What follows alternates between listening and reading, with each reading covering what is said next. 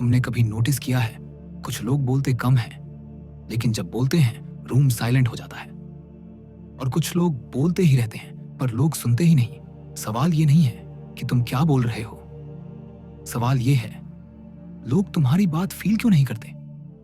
आज मैं तुम्हें कॉन्फिडेंस का लेक्चर नहीं दूंगा। आज मैं तुम्हें 5 ऐसे स्पीकिंग वेपन्स दिखाऊंगा जो तुम्हारी आवाज या ताज़े तुम्हारी प्रेजेंस को पावरफुल बना देंगे। लेकिन एक वार्निंग, इनमें से सिर्फ एक भी ट्रिक अगर गलत जगह यूज हो गई, लोग तुम्हें कॉन्फिडेंट नहीं, एरोगेंट समझने लगेंगे। मेरे साथ भी एक बार ऐसा हुआ था।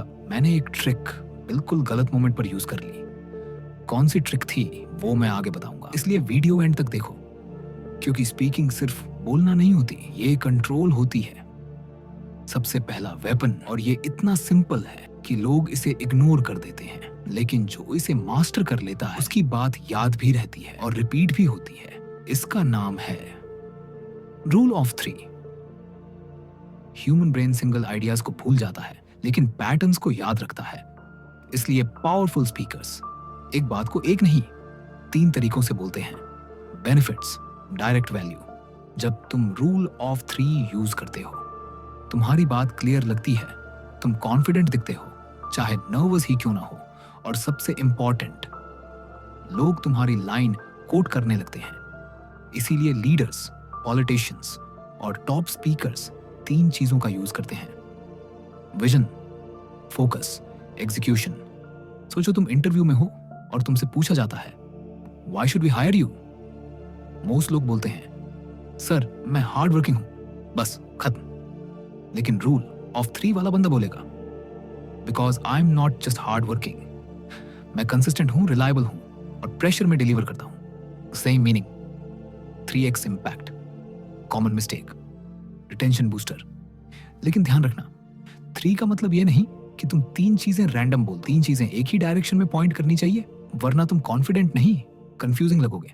अब अगला वेपन और भी डेंजरस है। ये तुम्हारे वर्ड्स नहीं, तुम्हारी साइलेंस यूज करता है। और जब साइलेंस सही जगह यूज होती है, लोग बोलना छोड़ देते हैं, सुनना शुरू कर देते हैं। ट्रिक 2 आता है, पैटर्न इंटरप्ट। अब जो वेपन आ रहा है वो तुम्हारी आवाज से ज्यादा पावरफुल है, क्योंकि ये वेपन बोलता नहीं, रुकता है। इसका नाम है pattern interrupt. Human brain patterns पर काम करता है। जब कोई same tone, same speed, same energy में बोलता रहता है, दिमाग ऑटो मोड पर चला जाता है, लोग सुनते हुए भी प्रेजेंट नहीं रहते। पैटर्न इंटरप्ट का मतलब है जब सब एक्सपेक्ट कर रहे हो कि तुम बोलते रहोगे, तुम रुक जाओ। Benefits, clear and sharp. लोग अनकॉन्शियसली तुम्हारी तरफ देखने लगते हैं। तुम डोमिनेंट लगते हो, डेस्परेट नहीं, और तुम्हारी नेक्स्ट लाइन 10 गुना पावरफुल हो जाती है। साइलेंस अजीब नहीं होती, गलत जगह पर होती है तो अजीब लगती है। रियल लाइफ एग्जाम्पल, सोचो तुम प्रेजेंटेशन दे रहे हो, नॉर्मल स्पीकर बोलेगा this strategy will increase profits by 40% next year. Pattern interrupt वाला स्पीकर बोलेगा this strategy will increase profits by 40% and that's conservative। अब सुनने वाले हुक्ड हैं। बिगेस्ट मिस्टेक, इंपॉर्टेंट, सबसे बड़ी गलती क्या होती है पता है? लोग पॉज को डर के साथ यूज करते हैं।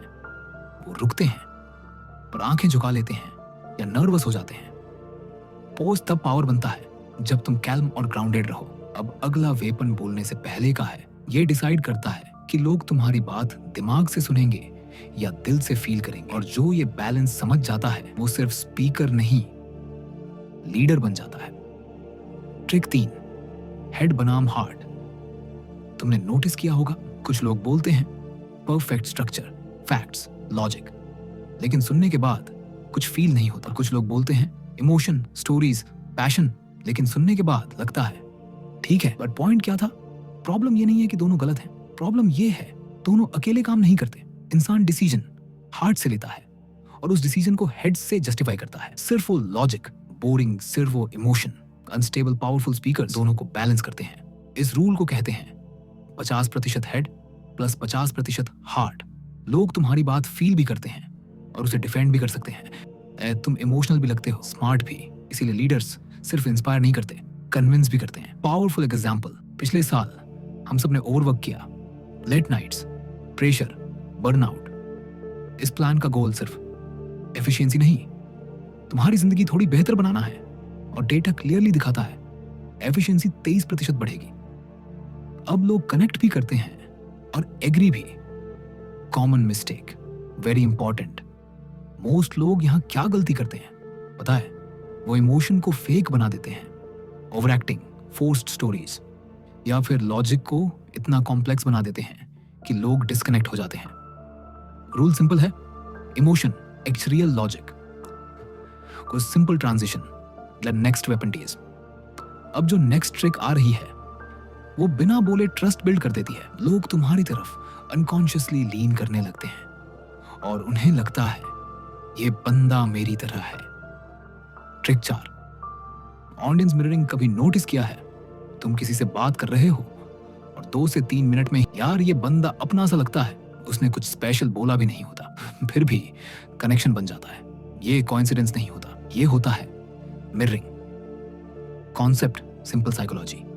इंसान उन लोगों पर ट्रस्ट करता है जो उसके जैसे लगते हैं। Same tone, same energy, same body language, same pace. दिमाग सबकॉन्शियसली बोलता है ये मेरा टाइप है, सेफ है। इसीलिए negotiators, leaders, sales people mirror करते हैं, मैनिपुलेट नहीं, अलाइन करते हैं। Benefits, why it's powerful. Audience mirroring से ट्रस्ट तेजी से बिल्ड होता है, रेजिस्टेंस कम होता है। लोग तुम्हारी बात इंटरप्ट नहीं करते, तुम कन्विंसिंग नहीं लगते, नेचुरल लगते हो। और याद रखो, लोग लॉजिक से नहीं, कंफर्ट से फॉलो करते हैं। Dangerous mistake, very important. Mirroring का मतलब कॉपी करना नहीं होता। अगर तुम सेम शब्द रिपीट करो, सेम एक्शन से एक्साइटेड करो, तो लोग अनकंफर्टेबल फील करते हैं। रूल याद रखो, मिरर सॉफ्टली, सब्टली, नेचुरली। 10 से 15% काफी होता है, ज्यादा किया फेक लगोगे। माइक्रो एक्सरसाइज, ऑडियंस को एंगेज करो। अगली बार जब किसी से बात करो, इस पहले 30 सेकंड सिर्फ ऑब्जर्व करो, वो फास्ट बोल रहा है या स्लो, कैल्म है या एक्सप्रेसिव।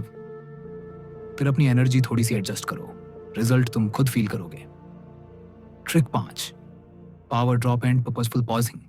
कभी नोटिस किया है जब कोई बोलते बोलते अचानक चुप हो जाता है, रूम में साइलेंस आ जाती है और सबका दिमाग एक ही चीज सोचता है, अब क्या बोलेगा। ये अजीब ऑकवर्ड साइलेंस नहीं होती, ये होती है controlled silence.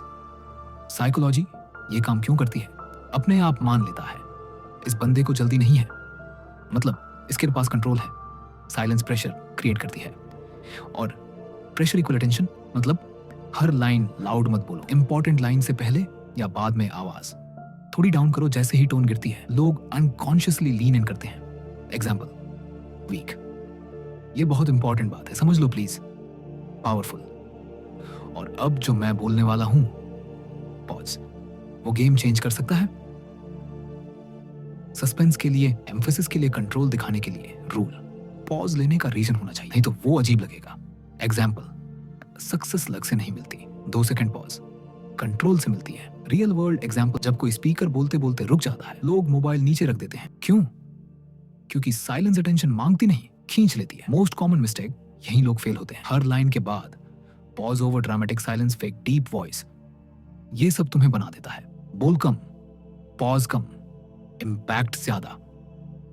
1 minute practice exercise. आज या कल किसी कन्वर्सेशन में एक इंपॉर्टेंट लाइन बोलो, उसके बाद 2 सेकंड चुप रहो, रिएक्शन ऑब्जर्व करो, तुम खुद शॉक हो जाओगे। और हाँ, शुरू में मैंने कहा था ना कि मैंने एक स्पीकिंग ट्रिक गलत जगह यूज कर ली थी।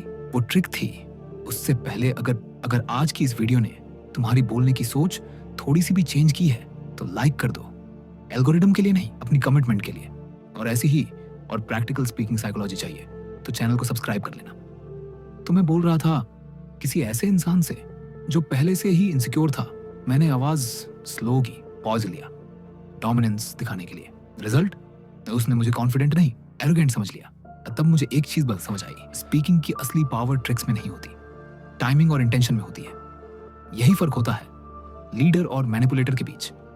इसलिए याद रखना, जब तुम बोलते हो तुम सिर्फ वर्ड्स नहीं भेजते, तुम इमोशन ट्रांसफर करते हो। अरे जो अपनी एनर्जी कंट्रोल कर लेता है वही रूम कंट्रोल करता है।